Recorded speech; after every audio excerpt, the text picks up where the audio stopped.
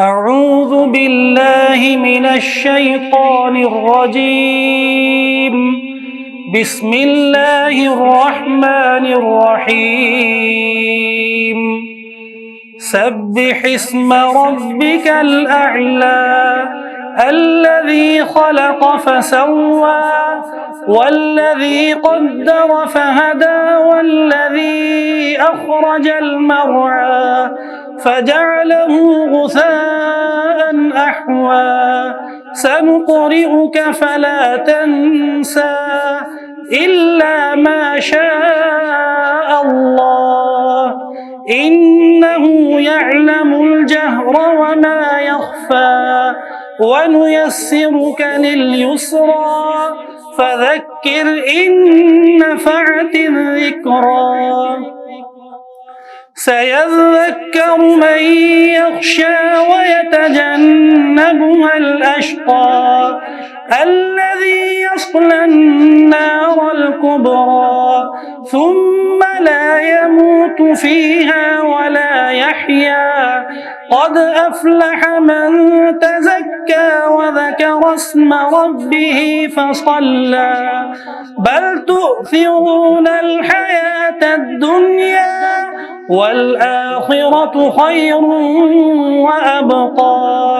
إن هذا لفي الصحف الأولى صحف إبراهيم وموسى صدق الله العظيم. ألف لام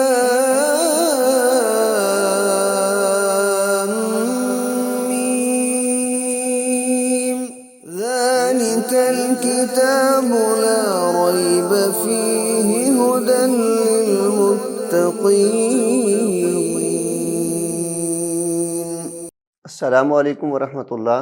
این نیوز کے پروگرام الہدا میں ہوں آپ کا میزبان ڈاکٹر اکرم حریری. آج ہم 25ویں پارے کی تفسیر کے ساتھ آپ کی خدمت میں حاضر ہیں. رمضان المبارک کی پررحمت ساعتیں ہیں اور ہم قرآن حکیم سیکھ رہے ہیں، سن رہے ہیں اور انشاءاللہ اس پر عمل کر کے اللہ کو راضی کریں گے. قرآن حکیم کے اس پارے میں ایک آیت کریمہ ایسی ہے جس کے بارے میں اللہ رب العزت ارشاد فرماتے ہیں کہ یہ عن قریب حق واضح ہو جانے والا ہے. عموماً طور پر کچھ باتیں ایسی ہوتی ہیں جو ہم سنتے ہیں قرآن حکیم کی اور ہمارے دلوں میں کچھ چیز پیدا ہوتی ہے کہ شاید یہ بات جو ہے ممکن نہیں، یہ کیسے ہو سکتا ہے. جس طرح کہ قرآن حکیم میں اللہ رب العزت ارشاد فرماتے ہیں کہ قیامت والے دن انسان کے جرم خود بولیں گے اور اللہ فرماتے ہیں کہ ان کے منہ پر ہم مہر لگا دیں گے اور ان کے ہاتھ اور پاؤں خود گواہی دیں گے کہ ہم نے یہ جرم کیا ہے. تو یہ شاید بات ہمیں جو ہے وہ سمجھ نہ آنے والی ہے. قیامت کے دن اللہ میزان قائم کرے گا اور ہم جو ہے وہ سوچتے رہ گئے کہ میزان تو مادی چیزوں کا ہوتا ہے،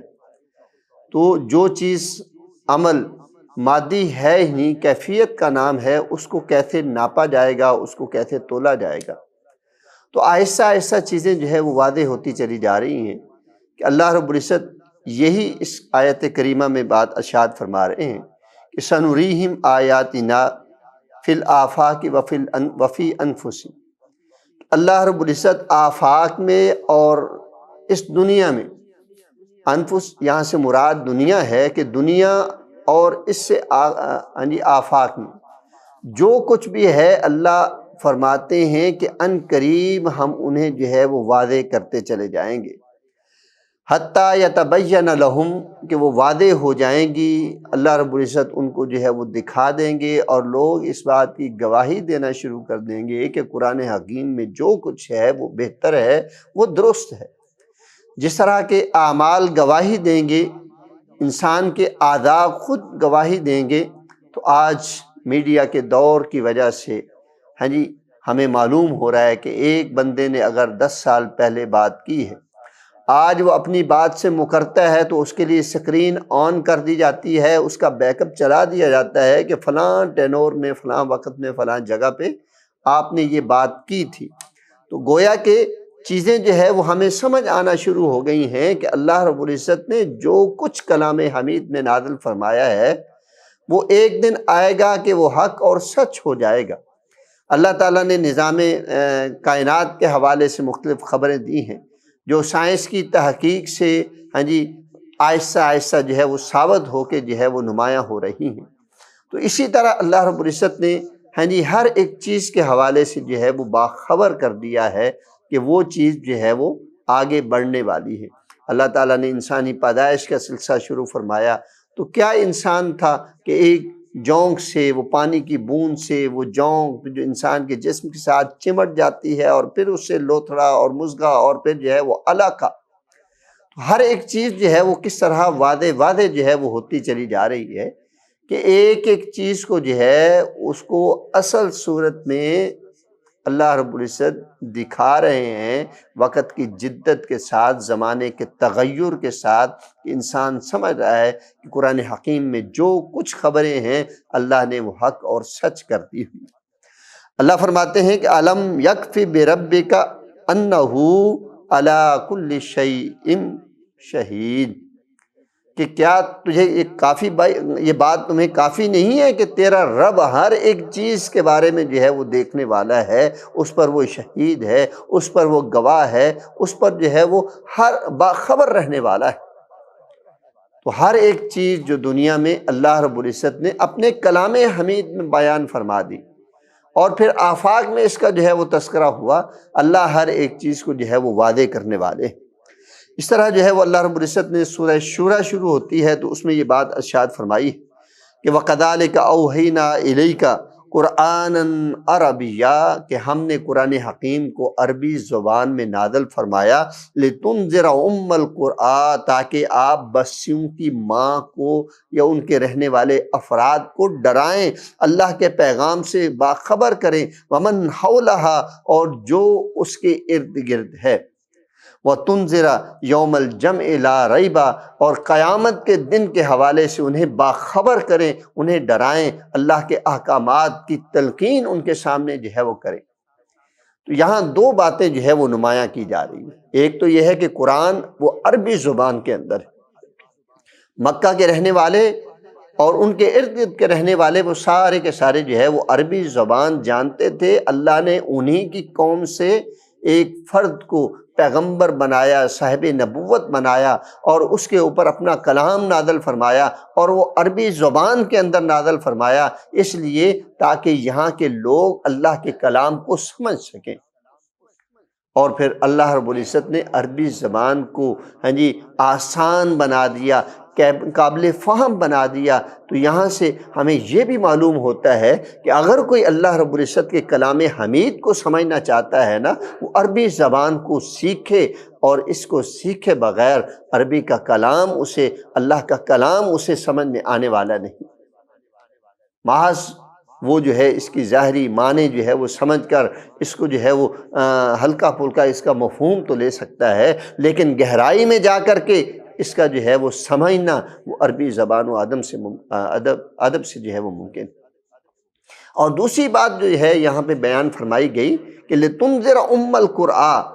تاکہ آپ بستیوں کی ماں کے رہنے والے لوگوں کو ڈرائیں۔ تو ام القریٰ یہ مکہ مکرمہ کو کہا جاتا ہے۔ عرب کی سرزمین میں سب سے قدیم ترین اگر آبادی ہے یا مبتدی جو آبادی ہے، جو سب سے ابتدائی آبادی ہے، وہ مکہ کی آبادی ہے۔ اللہ رب العزت اپنے کلام حمید میں یہ بات ارشاد فرماتے ہیں کہ ہم نے اور ہمارے پیغمبر حضرت ابراہیم علیہ السلام نے ہمارے حکم سے اپنے بیٹے کو اور اپنی بیوی کو ایک غیر آباد علاقے میں جو ہے آباد کیا، جا کے چھوڑ دیا۔ بواد غیر ذی زرع، ذی زرع کا معنی یہ ہے کہ وہاں پہ پانی تک موجود نہیں تھا، پانی نہیں تھا تو سبزہ نہیں تھا۔ تو سب سے پہلی آبادی۔ دوسرا، چند لوگ وہاں پہ جو آباد ہوئے بنو جرہم قبیلہ کے لوگ تھے کہ انہوں نے پانی کی نقل و حرکت یہاں پہ دیکھی، پرندوں کو آسمان پہ جو ہے وہ منتقل ہوتے دیکھا، ان کی نقل و حرکت کو دیکھا، اندازہ لگایا کہ اس جگہ پانی ہوگا جو پرندے نظر آ رہے ہیں۔ تو انہوں نے وہاں کا رخ کیا اور وہ آ کر آباد ہوئے۔ تو پرانا ترین جو ہے وہ قبیلہ مکہ کا وہ بنی جرم۔ تو سب سے قدیم آبادی ہونے کے لحاظ سے اللہ رب العزت نے یہاں پہ ام القریٰ کا تذکرہ فرمایا ہے، مکہ والوں کا تذکرہ فرمایا ہے، اور اس کے بعد جو پوری ارد گرد کی جو ہے وہ آبادی ہے، اور وہ ساری کی ساری کیا کہلاتی ہے؟ ومن حولہا، اس کا ارد گرد۔ اور پیغمبر مصطفیٰ صلی اللہ علیہ وسلم کی ذمہ داری یہاں پہ کیا ہوئی کہ اللہ کے پیغام کے بارے میں ان کو آگاہ کرنا، اور اس بات کی آگاہی دلانا کہ یہ دنیا ہی سب کچھ نہیں بلکہ آخرت کا ایک دن آنے والا ہے، یوم الجمع لا ریب، کہ اس کے قائم ہونے میں ذرہ برابر بھی شک و شبہ نہیں۔ وہ دن آنے والا ہے جس کے قائم ہونے میں ذرہ برابر بھی شک و شبہ نہیں۔ تو قرآن حکیم میں اللہ رب العزت نے جو تین بنیادی عقائد کا تذکرہ فرمایا ہے نا، عقیدہ توحید کا، عقیدہ رسالت کا، اور عقیدہ آخرت، یہ تین عقیدے جو ہے وہ بنیادی عقائد ہیں۔ اگر ان میں سے کوئی ایک عقیدہ نہیں ہوگا تو اس کے سارے اعمال جو ہے غارت ہیں، ان کی کوئی وقت نہیں۔ اور یہاں پہ ہمیں معلوم ہوتا ہے کہ اللہ رب العزت نے جو آیات میں ذکر فرمایا ہے نا کہ یوم الجمع یعنی آخرت کے دن کے بارے میں ان کو بتایا۔ رسول عظیم صلی اللہ علیہ وسلم کی حدیث مبارکہ بھی ہے کہ وہ انسان جو خطا کار ہے، گناہ گار ہے، نافرمان ہے، غلطیاں کر کے اس کے دل کو اللہ رب العزت زنگ آلود کر دیتے ہیں، وہ اپنے گناہوں کی وجہ سے اپنے دل کو زنگ آلود کر بیٹھتا ہے۔ اور آپ علیہ السلام نے فرمایا کہ اس کے زنگ کے دور ہونے کی صرف اور صرف ایک ہی وجہ ہو سکتی ہے کہ وہ دور ہو جائے، اور فرمایا وہ یہ ہے کہ اللہ کا قرآن تلاوت کرے، اس سے اللہ کے احکامات کے بارے میں پتہ چلے گا، اور اس کے بعد اپنی موت کو یاد کرے کہ آخرت کا دن اس کے لیے جو ہے وہ آنے والا ہے، تو پھر وہ اپنی اصلاح جو ہے وہ بہتر کر سکے گا۔ قرآن حکیم میں جو اللہ رب العزت ارشاد فرماتے ہیں نا کہ یہ عبادتوں کا مرکز، مساجد کی آباد کاری، اللہ کے گھروں کو آباد کرنا، فرمایا من آمن باللہ والیوم الآخر، کہ اللہ پر ایمان لانا اور آخرت کے دن پر اس کا جو ہے وہ یقین ہونا۔ اس لیے کہ ایمان اسی وقت تر و تازہ ہو سکتا ہے، ایمان اسی وقت پنپ سکتا ہے، ایمان اسی وقت گرو کر سکتا ہے جب اس کے سامنے عقیدہ آخرت ہوگا، اس کے سامنے اسے معلوم ہوگا کہ ایک دن ایسا آنے والا ہے کہ میں رب کریم کے دربار میں کھڑا ہوں گا، یہ دنیا کی زندگی ختم ہو جائے گی، لہذا اس کو بے ثبات سمجھتے ہوئے، اس کو فانی سمجھتے ہوئے، اس کو بے وقت جو ہے وہ سمجھتے ہوئے، دنیا کی زندگی کو عارضی سمجھتے ہوئے وہ اپنی اصلاح کرے گا اور اپنے آپ کو درست کرنے کی حد المقدور کوشش کرے گا۔ پھر اللہ کا قرآن اس کے لیے نصیحت بن کر آئے گا، اور قیامت کا دن اس کے لیے جو ہے محنت اور جد و جہد کی جو ہے اسے تلقین کرے گا، اس کے لیے سبق بنے گا۔ تو مالک کائنات جل جلالہ نے یہاں پہ قرآن حکیم کو اور آخرت کے دن کو اکٹھا جو ہے وہ بیان فرمایا ہے کہ قرآن کو ہم نے عربی زبان کے اندر نازل فرمایا ہے، پیغمبر کی نصیحتوں کا مرکز، پیغمبر علیہ السلام کا وعد و نصیحت کرنا، ان کی تعلیمات جو ہے وہ ان کو جو ہے وہ پڑھنا، پڑھانا، سیکھنا، فرمایا اس میں سے آخرت کا دن، فرمایا اس کا یقین، ایقان جو ہے وہ ضروری ہونا چاہیے، تاکہ یہ قرآن سمجھنے میں آسانی ہو اور یہ قرآن حقیقی معنوں میں وہ سمجھ سکے، اس کے اوپر اثر کر سکے، اس کو جو ہے وہ تبدیل کر سکے، انسان کی زندگی کو کما حقہ بدل سکے۔ اللہ فرماتے ہیں کہ اس طرح جو ہے وہ آگے اگر چلتے ہیں، بہت ساری باتیں ہیں اس حوالے سے اگر بیان کرنا چاہیں تو، لیکن چیزوں کو جو ہے وہ ترتیب میں آ کر کے اس کے وقت تک جو ہے وہ کچھ کلوز بھی کرنا ہوتا ہے۔ تو یہاں قرآن حکیم میں جو ہے وہ کچھ آیات جو ہے وہ ایسی ہیں جس میں اللہ رب العزت نے واضح طور پر جو ہے وہ حکم فرمایا ہے، اور مفسرین ان کے حوالے سے لکھتے ہیں کہ اگر آدمی اس پر عمل کر لے تو اس کے لیے نصیحتیں جو ہے وہ کافی ہو جاتی ہیں۔ اللہ فرماتے ہیں کہ وَمَا اخْتَلَفْتُمْ فِيهِ مِنْ شَيْءٍ فَحُكْمُهُ إِلَى اللَّهِ، کہ جن چیزوں میں تم اختلاف کرو نا اس میں اللہ رب العزت کو فیصلہ ساز بنا دو، ان چیزوں کا حل اللہ کے احکامات میں ڈھونڈنا شروع کر دو، ہم انشاءاللہ بہتری کی طرف جو ہے وہ چلنا شروع ہو جائیں گے۔ تو یہ آیت کریمہ ہمیں متنبع کرتی ہے کہ جہاں کہیں بھی ہمارا اختلاف ہوگا اور وہاں پہ ہم نے اس کا حل جو ڈھونڈنا ہے وہ کلمات الہی سے ڈھونڈنا ہے، احکامات الہی سے ڈھونڈنا ہے، ہاں جی، اللہ رب العزت کی ہدایات کے مطابق اس کو جو ہے وہ حل کرنا ہے، اس اختلاف کو جو ہے وہ دور کرنا ہے۔ اور اسی طرح اگر کچھ چلتے ہیں تو اللہ تعالیٰ نے جو ہے وہ بات ارشاد فرمائی ہے کہ فاستقم واستقم کما امرت، اے اللہ کے بندے جس طرح اللہ نے تجھے حکم دیا ہے نا ویسا ہی کر، تھوڑا سا ادھر ادھر ڈیویٹ ہونے کی ضرورت نہیں، اپنی سوچ کو اس میں انڈلج کرنے کی ضرورت نہیں، اپنی عقل کو اس میں جو ہے وہ داخل کرنے کی ضرورت نہیں، بلکہ کیا کرنا ہے، سیدھا سیدھا جو ہے وہ اپنے آپ کو چلائیے، اپنے آپ کو صراط مستقیم پر جو ہے وہ گامزن کیجیے۔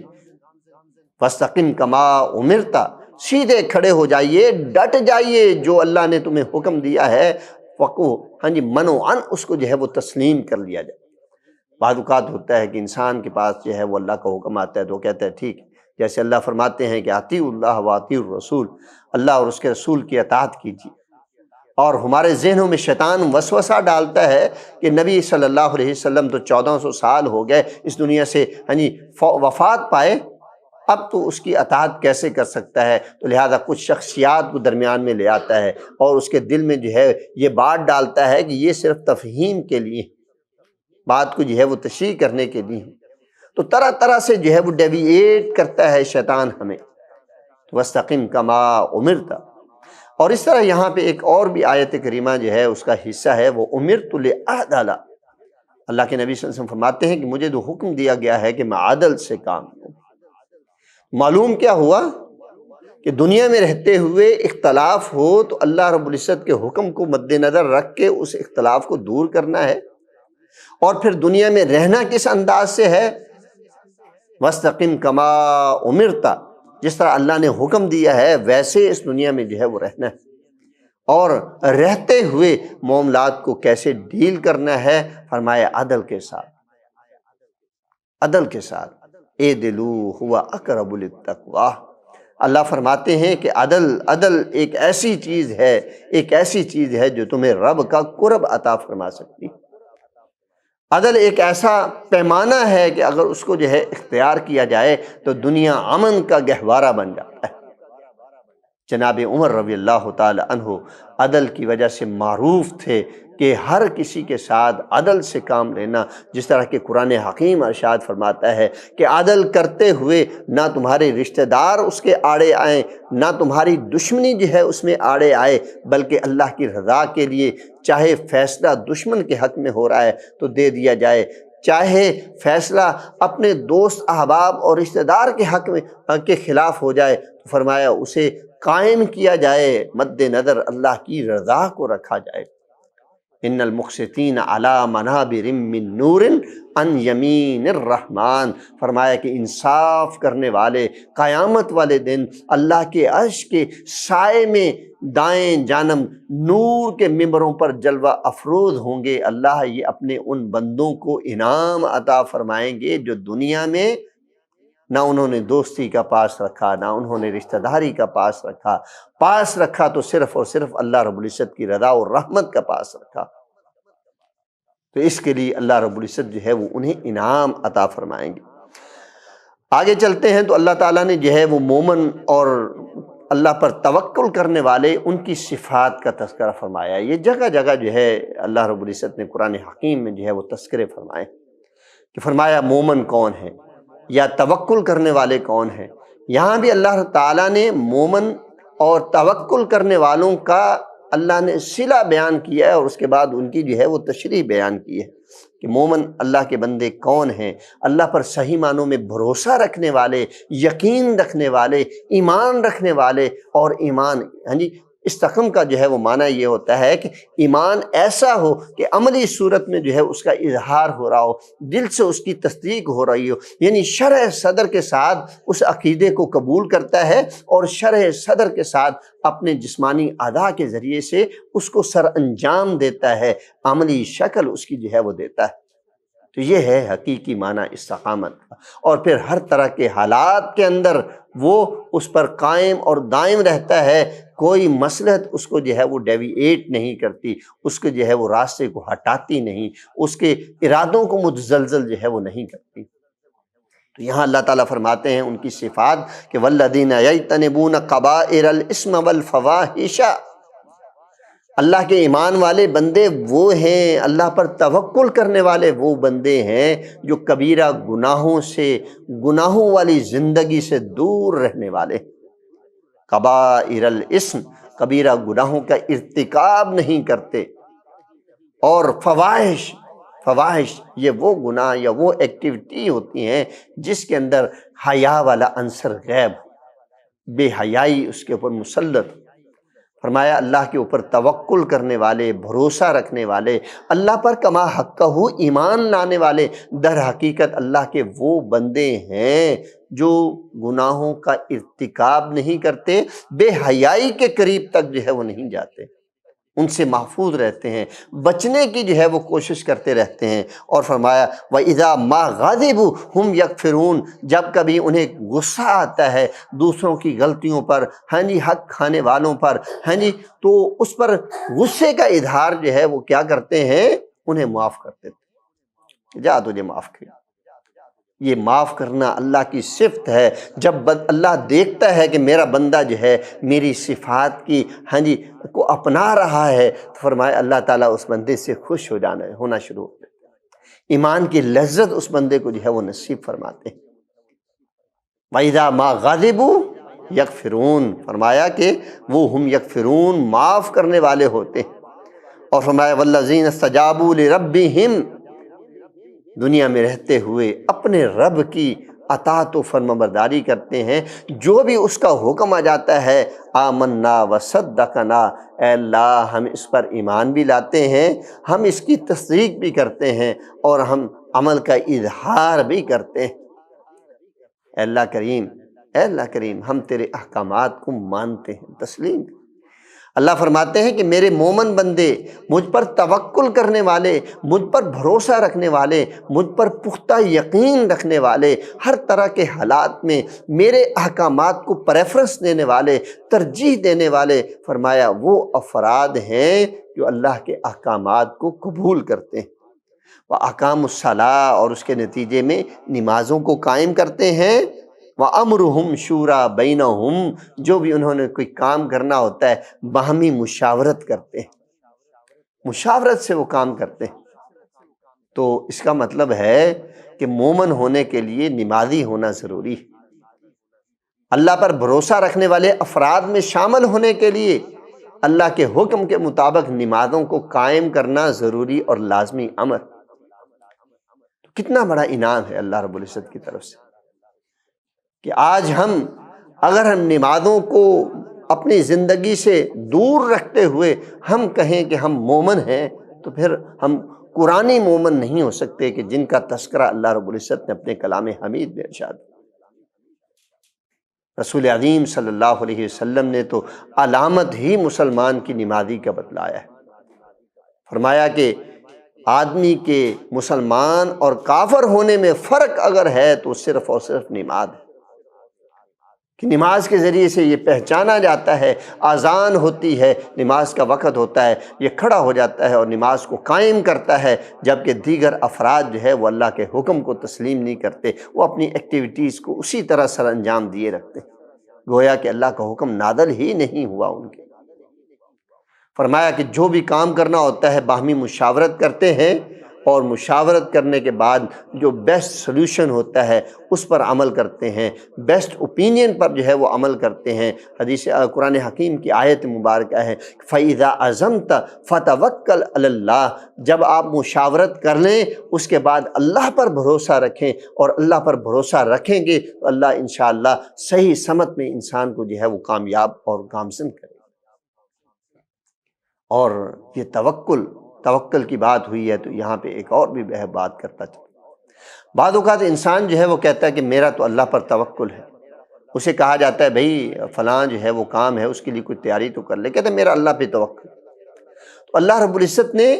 اسباب جو عطا فرمائے ہیں دنیا میں، اسباب زندگی، ان کو اختیار کرنے کی بھی اللہ نے تلقین فرمائی۔ رسول عظیم صلی اللہ علیہ وسلم کے پاس ایک قافلہ آتا ہے مدینہ منورہ میں، تو آپ علیہ السلام کے پاس وہ قافلہ جب آ کے بیٹھ جاتا ہے تو آپ پوچھتے ہیں کہ اپنی سواریوں کا کیا انتظام کیا؟ تو انہوں نے کہا کہ ہم نے اپنے اونٹوں کو جو ہے وہ اللہ پہ توکل کرتے ہوئے چھوڑ دیا۔ آپ علیہ السلام نے فرمایا کہ کھڑے ہوئیے، جائیے پہلے اپنے اونٹ کی نکیل جو ہے وہ باندھ کے آئیے، اس کے گھٹنے کو باندھ کے آئیے اور پھر اللہ پر توکل رکھیے۔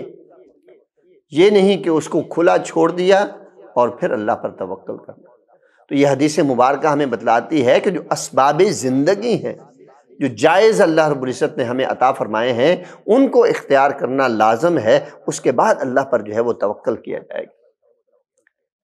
جیسے گھر سے نکلا ہے، گھر کے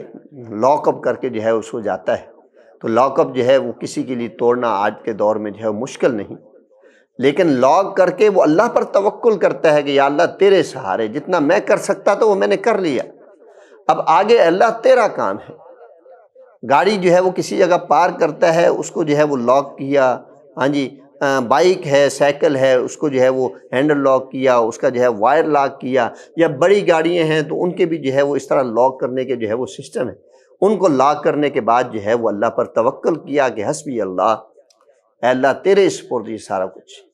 تو تب جو ہے وہ صحیح معنوں میں ہے اس پر جو ہے وہ توکل ہوتا ہے۔ تو اللہ رب العزت نے یہاں پہ آخری جو بات ارشاد فرمایا وَمِمَّا رَزَقْنَاهُمْ يُنْفِقُونَ، ہم نے جو کچھ انہیں دیا ہوا ہے نا، اس میں سے وہ اللہ کی راہ میں خرچ کرنے والے ہوتے ہیں۔ تو مال ہم خرچ کرتے ہیں، اللہ نے صلاحیتیں دی ہیں وہ لوگوں کے لیے خرچ کریں، اللہ نے علم دیا ہے وہ لوگوں کے لیے خرچ کریں، اللہ رب العزت نے کوئی فیسیلیٹیشن سینٹر دیا ہے تو اس سے لوگوں کو صحیح معنوں میں فیسیلیٹیٹ کریں۔ تو یہ ہے اس کا جو ہے وہ معنی، اور اس کی جو ہے وہ اللہ نے بڑی برکات جو ہے وہ رکھی انفاق فی سبیل اللہ کے حوالے سے۔ ایک بڑی امتیازی جو ہے وہ حیثیت ان افراد کو اللہ رب العزت قیامت والے دن دینے والے ہیں کہ جو بھی اللہ رب العزت پر جو ہے وہ توکل کرتے ہیں، توکل کرنے کے بعد باہمی کام مشاورت سے کرتے ہیں، اور بالخصوص وہ اللہ کی راہ میں خرچ کرنے والے ہوتے ہیں اللہ کی رضا کے لیے، قیامت والے دن سوائے اللہ کے عرش کے اور کوئی سایہ نہ ہوگا، اور اگر سایہ کسی کے لیے ہوگا تو صرف اور صرف اللہ کی راہ میں خرچ کرنے والوں کے اوپر سایہ ہوگا، کہ اگر وہ موو بھی کریں گے کسی جگہ، ان کی موومنٹ کے اوپر بھی اللہ رب العزت سائے کو سایہ فکن رکھیں گے۔ تو کتنا بڑا اعزاز ہے کہ اس کو قیامت والے دن چلتے پھرتے لوگ دیکھیں گے تو کہیں گے یہ دنیا میں بڑا اللہ کی راہ میں خرچ کرنے والا ہوا کرتا تھا۔ اور اس کی اتنی بڑی اہمیت ہے، اتنی اہمیت ہے کہ انسان کے اوپر جب موت کا وقت آتا ہے نا تو وہ خواہش کرتا ہے کاش کہ مجھے تھوڑی سی مہلت مل جائے اور میں اللہ کی راہ میں اپنے مال کو جو ہے وہ خرچ کر دوں۔ تو کبھی جو ہے پھر اس پر جو ہے وہ بات ہوگی کہ اللہ تعالیٰ نے خرچ کرنے کے حوالے سے جو ہے وہ کتنی بڑی جو ہے وہ فضیلت جو ہے وہ نازل فرمائی، اور جو ہے وہ کتنا درجہ ہے۔ آگے سورہ دخان شروع ہو رہی ہے، اور سورہ دخان کی ابتدائی آیات ہیں کہ حامیم والکتاب المبین، فرمایا کہ یہ واضح کتاب قرآن حکیم۔ اللہ تعالیٰ فرماتے ہیں انا انزلناہ فی لیلۃ مبارکۃ، ہم نے اس کو مبارک رات میں نازل کرنا شروع کیا، انا کننا منذرین، اور اس کے ذریعے سے ہم اپنے بندوں کو آگاہی دینے والے، اس کے جو ہے وہ بیسٹ فیوچر کے لیے، ہاں جی، اس کے لیے اس میں انسٹرکشنز ہیں کہ وہ اپنے لیے بہت اچھا فیوچر ڈھونڈ لیں، اور اگر نہیں تو ان کے لیے تنبیہ بھی ہیں جو اپنی زندگی کو ہاں جی قیل وقال لہو و لب میں جو ہے وہ گزارنا چاہتے ہیں۔ تو انا انزلناہ فی لیلۃ مبارکہ، اللہ فرماتے ہیں کہ ہم نے قرآن حکیم کو جو ہے مبارک رات کے اندر جو ہے وہ نازل کرنا شروع کیا۔ اب اللہ تعالیٰ ایک اور جگہ جو ہے وہ ارشاد فرماتے ہیں کہ شہر رمضان الذی انزل فیہ القرآن، کہ رمضان کا مہینہ ہے جس میں اللہ رب العزت نے قرآن حکیم کو جو ہے وہ نازل کرنا شروع کیا۔ تو اس کا مطلب ہے کہ ہمیں معلوم ہو گیا کہ رمضان میں قرآن نازل ہونا شروع ہوا ہے، اور رمضان کی ہی کوئی رات ہے جس میں قرآن حکیم جو ہے وہ نازل ہونا شروع ہوا ہے، اور وہ رات جو ہے وہ بڑی برکت ہے، بابرکت ہے۔ 30ویں پارے کی صورت ہے، اللہ رب العزت سورہ قدر اس میں یہ بات ارشاد فرماتے ہیں کہ انا انزلناہ فی لیلۃ القدر وما ادراک ما لیلۃ القدر لیلۃ القدر خیر من الف شہر تنزل الملائکۃ والروح۔ ہاں جی، یہ پوری سورہ مبارکہ اس رات کا تعین کر رہی ہے کہ رمضان کی کون سی رات ہے جس میں قرآن حکیم جو ہے وہ نازل ہونا شروع ہوگا۔ اگلی آیت میں خالق کائنات جل جلالہ ارشاد فرماتے ہیں فیہا یفرق کل امر حکیم، اللہ اس میں تمام معاملات کے حوالے سے فیصلہ نازل فرماتے ہیں۔ اور ہمارے کچھ احباب کے ہاں جو ہے اس سے مراد 15 شعبان کی رات ہے، وہ اس رات کے فضائل جو ہے وہ بیان کرتے ہیں اور یہ آیات کا جو ہے وہ حوالہ بھی دیتے ہیں آیت کریمہ کا۔ لیکن اگر اس سے پہلی جو آیت ہے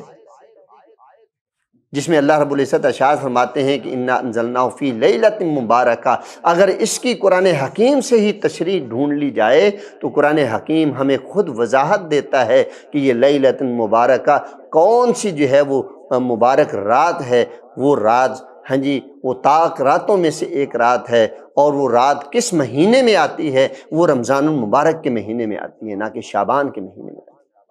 تو اس کا مطلب ہے قرآن حکیم کو اگر غور سے پڑھا جائے تو قرآن حکیم کئی معاملات میں جو ہے وہ خود ہی ہر چیز کو جو ہے وہ واضح فرما دیتا ہے۔ یہاں اس سے مراد جو ہے رمضان المبارک کے آخری عشرے میں طاق راتوں میں سے ایک رات جسے لیلۃ القدر کہا جاتا ہے، وہ رات لیلۃ مبارکہ بھی ہے۔ آگے چلتے ہیں تو اللہ رب العزت نے جو ہے وہ ارشاد فرمایا اس سورہ دخان، دخان کا معنی ہے دھواں۔ وہ عام طور پر جو ہے وہ سردیوں کے دنوں میں سموگ پیدا ہوتی ہے تو وہ اس کی ایک چھوٹی سی شکل، جب سموگ پیدا ہوتی ہے یا فوگ پیدا ہوتی ہے تو پھر کیا ہوتا ہے کہ آگے سے انسان کو کچھ جو ہے وہ نظر نہیں آتا۔ تو اللہ فرماتے ہیں کہ فَارْتَقِبْ يَوْمَ تَأْتِي السَّمَاءُ بِدُخَانٍ مُبِينٍ، فرمایا کہ جب یہ آسمان دھوئیں واضح دھوئیں کو جو ہے وہ پیش کرے گا، یکشن الناس ھذا عذاب علیم، جو لوگوں کو ڈھانپ لے گا کہ ایک بندہ دوسرے کو دیکھ ہی نہیں سکے گا، اتنا دھواں ہو جائے گا، اور وہ دردناک عذاب ہوگا انسان کے لیے، دردناک عذاب ہوگا۔ فرمایا کہ ربنا اکشف عنا العذاب انا مومنون، لوگ کہیں گے کہ اے اللہ ہم سے یہ عذاب ٹال دے، ہم تیری ذات پہ ایمان لاتے ہیں، تیری کتاب پہ ایمان لاتے ہیں، تیرے رسولوں پر ایمان لاتے ہیں۔ اللہ اکبر۔ اللہ فرماتے ہیں قرآن حکیم میں ان لہم الذکریٰ، بھئی اب ان کو نصیحت کہاں ملنے والی، گویا کہ وہ عذاب جو ہے ان کو موت کے منہ میں داخل کرنے والا ہے۔ فرمایا اب کہے کہ نصیحت، جب نصیحت سنانے والے تمہیں سناتے تھے، جب اللہ کا قرآن تمہیں سنایا جاتا تھا اس وقت تو تم نے نصیحت کو قبول نہ کیا۔ وَقَدْ جَاءَهُمْ رَسُولٌ مُّبِينٌ، تمہارے پاس ایک واضح طور پر جو ہے وہ اللہ کے رسول آئے، انہوں نے کہا کہ انا رسول ربکم، میں تمہارے رب کا رسول ہوں اور میری بات کو مانو۔ تم نے ان کی بات کو نہ مانا، ان کے اوپر نازل ہونے والی شریعت اس کو جو ہے وہ ریجیکٹ کر دیا، اس کے اوپر نازل ہونے والے قرآن حکیم کو تم نے جو ہے وہ چھوڑ دیا، اس کی سنت کو تم نے چھوڑ دیا۔ اب نصیحت کون سی نصیحت؟ اللہ اکبر کبیرہ۔ قرآن حکیم جو ہے وہ آگے ارشاد فرماتا ہے کہ من عمل صالحا فلنفسہ ومن اساء فعلیہا ثم الی ربکم ترجعون۔ یہ تمہیں اگر کہا جاتا ہے کہ اچھے اعمال کرو تو یہ اچھے اعمال فرمایا فلنفسہ، انسان کے اپنے لیے،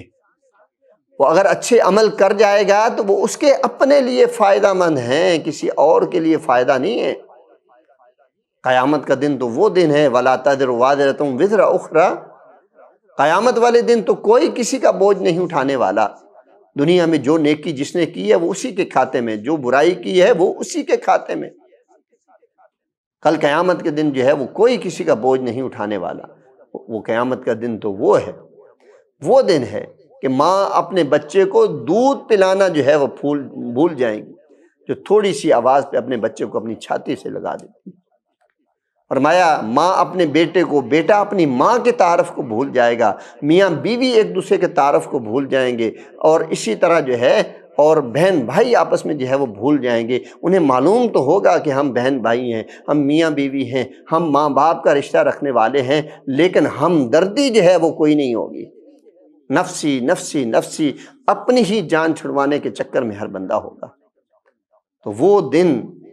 وہ دن یہ اعمال اسی کے لیے ہیں۔ اگر نیک اعمال ہم کریں گے تو اس کا فائدہ ہمیں ہی ملنا والا ہے۔ سورہ دہر میں اللہ رب العزت ارشاد فرماتے ہیں انا ہدیناہ السبیل اما شاکرا اور اما کفورا، کہ ہم نے تو راستہ لوگوں کے سامنے رکھ دیا ہے، اب جس کی مرضی ہے وہ چاہے اس کو تسلیم کرے، اللہ کا شکر گزار بندہ بن جائے، جس کی مرضی چاہے وہ انکار کرے اور اللہ کا ناشکرہ بندہ جو ہے وہ بن جائے۔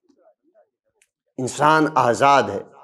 وہ چاہے تو اللہ کے احکامات کو تسلیم کرے، چاہے تو اللہ کے احکامات کو تسلیم نہ کرے۔ بس اللہ رب العزت نے ایک فیصلہ ہمارے سامنے رکھ دیا ہے کہ جو بھی اللہ کے احکامات کو تسلیم کرے گا اس کا فائدہ اسے کل قیامت کو ملنے والا ہے، جو اس کو تسلیم نہیں کرے گا وہ اس کا نقصان خود اٹھانے والا ہے۔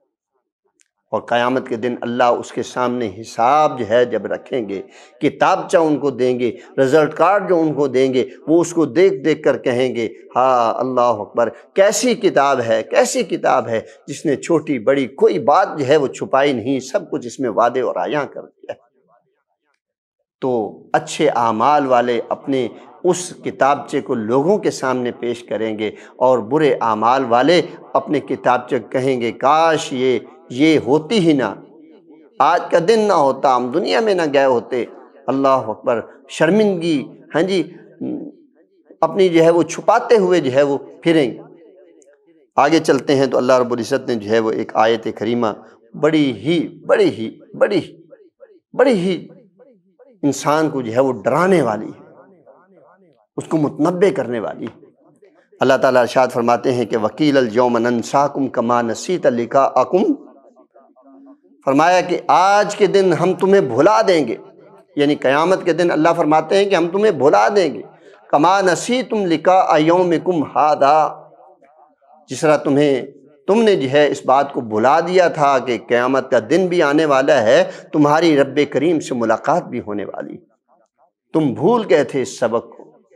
تم نے زندگی کے کسی لمحے میں یہ یاد نہیں کیا تھا کہ یہ الٹا پھلٹا کام کر رہا ہوں، مجھے رب سے ڈرنا چاہیے۔ ہاں جی، تو نے رب کا ڈر اتار دیا تھا، قیامت کے دن کو تسلیم ہی نہیں کرتا تھا، تو اپنی زبان سے یہی کہتا تھا اے جہاں مٹھا اگلا کی مٹھا۔ یہی زندگی ہے، تھوڑی سی زندگی ہے، عیش و عشرت میں گزار لیجئے، لوگوں کی باتوں میں جو ہے وہ نہ آئیے۔ ہاں جی، تم نے بھلا دیا، الیوم ننساکم کما نسیتم لقاء ربکم ھذا، فرمایا کہ جس طرح تم نے جو ہے وہ جھٹلا دیا، ہاں جی آج جو ہے ہم تمہیں جو ہے وہ جھٹلا رہے ہیں۔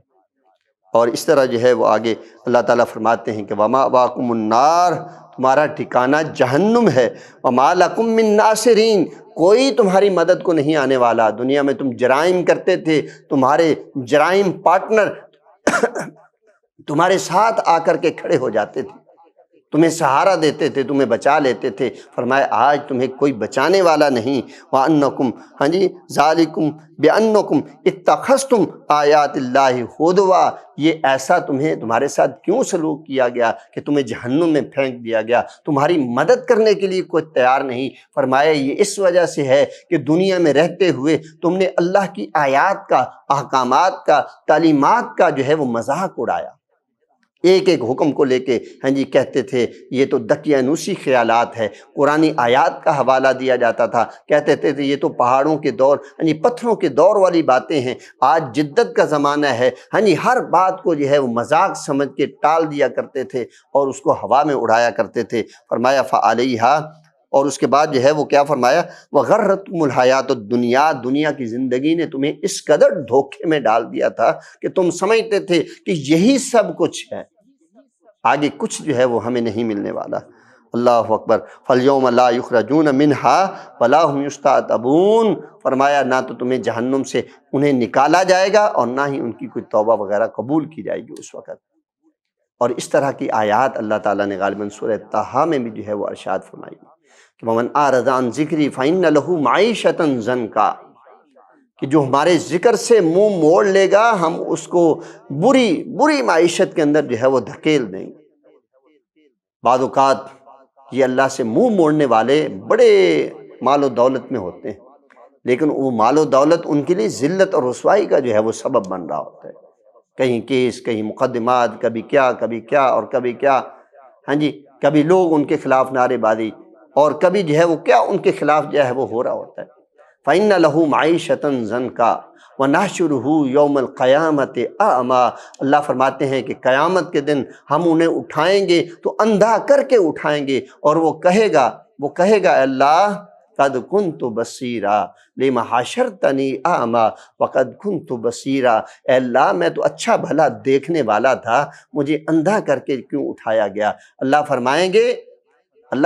گے دنیا میں رہتے ہوئے اسی طرح ہماری آیات تمہارے پاس آئیں اور تم نے ان کو بھلا دیا، کذالک الیوم تنسیٰ، اسی طرح آج ہم تمہیں بھلا دیتے ہیں۔ دنیا میں تم نے ہمیں بھلا دیا، آج دنیا میں آج قیامت کے دن تم بھلا دیے گئے۔ اللہ نہ کرے کہ ہماری زندگی ایسی ہو کہ کل قیامت کے دن اللہ کی نظر رحمت سے ہم محروم ہو جائیں۔ اللہ نہ کرے۔ یہ قرآن ہمارے لیے نصیحت ہے،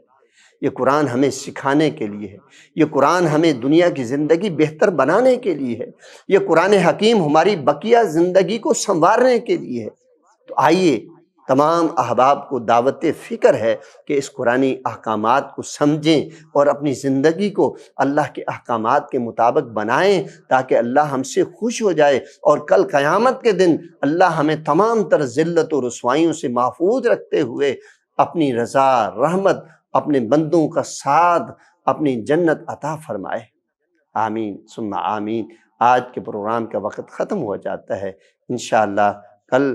26ویں پارے کی تفسیر کے ساتھ آپ کی خدمت میں دوبارہ حاضر ہوں گے۔ تب تک کے لیے اپنے میزبان ڈاکٹر اکرم حریری کو اجازت دیجیے۔ السلام علیکم ورحمۃ اللہ۔